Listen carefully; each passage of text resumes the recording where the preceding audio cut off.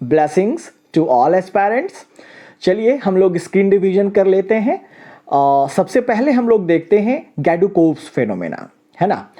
क्या कहता है? The capability to change the composition of pigment to absorb maximum light for photosynthesis is known as Gaidukov's phenomena. कहने का मतलब कि इन रेड अलगी के पास जो फाइकोबिलिन्स है, इनके जो कंपोजिशन है पिगमेंट के, उनका वो कैपेबिलिटी जो ये मैक्सिमम वेवलेंथ लाइट को एब्जॉर्ब कर पाए, इसी फेनोमेना को गैडुकोव साहब ने डिस्कवर किया था, तो नाम रख दिया Gaidukov's phenomena. This change in composition of pigment depends upon the wavelength. कौन वेवलेंथ? वही blue green wavelength of light, and this change in composition of pigment may also lead to change in color। हाँ, change in colour होता ही है। पहले blue green wavelength आता है, फिर फाइकोएरिथ्रिन को वो वेवलेंथ मिलता है, तब रेड कलर प्रोड्यूस होता है। कहने का मतलब कि अगर फाइकोएरिथ्रिन पिगमेंट को ब्लू ग्रीन वेवलेंथ ना मिले तो रेड अलगी का कलर रेड हो ही नहीं सकता है। इस चीज को आपको याद रखना है। और एक बात क्या याद रखना है कि इस फेनोमेना में एक और साइंटिस्ट इन्वॉल्व है, इंगलमैन। तो इंगलमैन के बारे में हम लोग पढ़ेंगे डिटेल में फोटोसिंथेसिस चैप्टर, कहाँ? प्लांट फिजियोलॉजी में। लेकिन गैडुकोव्स फेनोमेना का क्वेश्चन इसी चैप्टर से आएगा AIPMT में, सो बी केयरफुल। ओके। अब हम लोग देखते हैं रेड अलगी के एग्जाम्पल।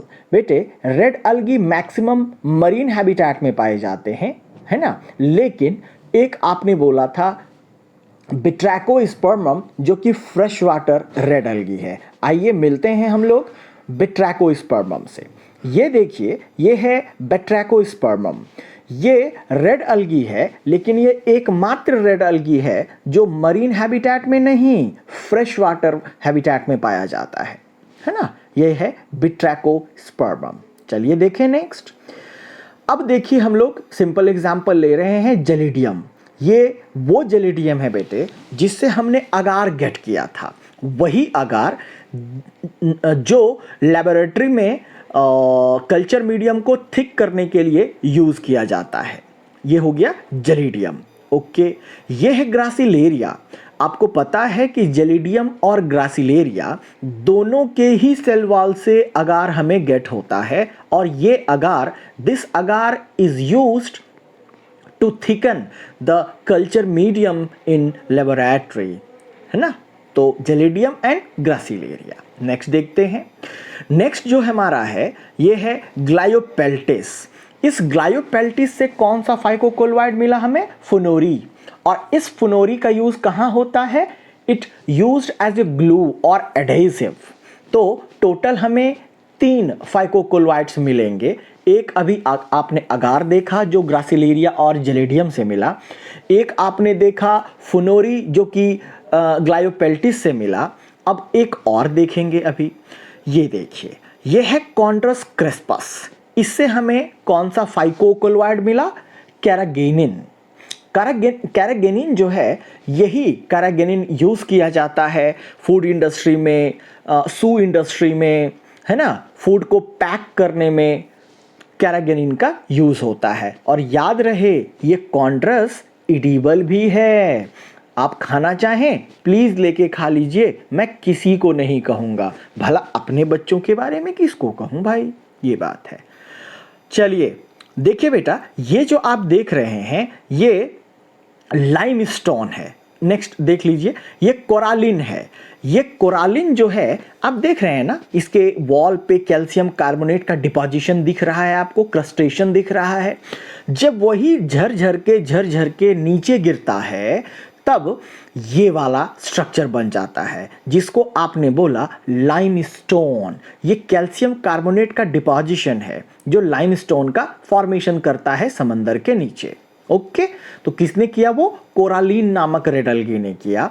और ये देखिए, यह भी कोरालिन है जिसने किस तरह नीचे एकदम मतलब कि फर्टिलाइजर के टाइप का पाउडरी स्ट्रक्चर और स्टोन टाइप बना दिया है। इसको हम बोलते हैं लाइमस्टोन। अब ये लाइमस्टोन और कोरालिन बाकी और अलगे मिल जाएंगे ना, तब वो निर्माण करेगा कोरल रीफ का। ये देखिए कितना खूबसूरत कोरल रीफ है। आप ये मत समझिएगा वो जो फिश दिख रहे हैं आपको वो कोरल रीफ है, नो, ये तो समंदर के नीचे का पिक है, तो वहाँ तो और भी ऑर्गेनिज्म पाए जाएंगे ना। तो वो जो आप ओवरऑल एग्रीगेशन देख रहे हैं आप स्टोन टाइप का, वो है कोरल रीफ, याद रखिएगा कोरल रीफ। ये भी देखिए कोरल रीफ जो है वाटर के अंदर दिख रहा है, ये जो एग्रीगेशन देख रहे हैं आप उसको कोरल रीफ कहते हैं, ठीक है। चले नेक्स्ट एग्जांपल है पोरफायरा का। पोरफायरा जो है ये भी इडिबल है ना, देख रहे हैं कितना ब्यूटीफुल पिक है ये, कलरफुल रेड अलगी पोरफायरा, ये इडिबल है। तो इडिबल में हमने दो लिया, एक कॉन्ड्रस क्रिस्पस जिससे हमें कैरागेनिन भी मिला और एक पोरफायरा। चलें नेक्स्ट है पॉलीसाइफोनिया। पॉलीसाइफोनिया भी रेड अलगी का एक बहुत अच्छा उदाहरण है, जो कि 5 में से आपको ये याद रखना है। एग्जाम्पल आपको याद रखना है बेटे, जेलिडियम, पोरफायरा, ग्रासिलेरिया और पॉलीसाइफोनिया के साथ साथ कॉन्ड्रस क्रिस्पस। चलें, तो ये हो गया आपको टोटल एग्जाम्पल आपने ले लिया, और आपने सभी रेड अलगी जो एग्जाम्पल थे वो आपने पिक भी देख लिया। तो आई होप कि आपको अब ये बिल्कुल ही कॉन्सेप्ट क्लियर हो गया होगा कि रेड अलगी दिखते कैसे हैं और इसका फंक्शन क्या है, किस रेड अलगी से हमें क्या मिला। खास करके जो सबसे ज़्यादा क्वेश्चन आता है वो आता है इनके फाइकोकोल्वाइड से, अगार से, कैरागेनिन से और फुनोरी से। Okay, so thank you so much. I hope कि आपको बहुत अच्छे से समझ आ गया होगा।